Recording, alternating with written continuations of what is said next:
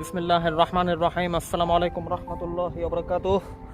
প্রিয় বন্ধুরা, কেমন আছেন আপনারা সবাই? এই প্রদোষবেলার শান্তশিষ্ট বাড়িধারার এক প্রশান্তিময় স্বাচ্ছন্দ্যময় একটা মুহূর্তে আপনাদের সবাইকে নিয়ে আবার হাজির হলাম।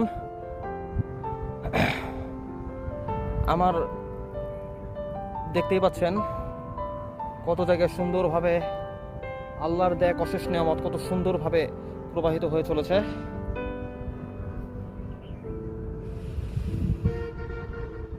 তারপর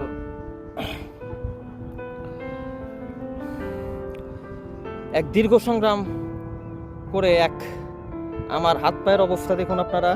আমার পায়ের অবস্থাটা একটু ভালো করে লক্ষ্য করতে পারবেন।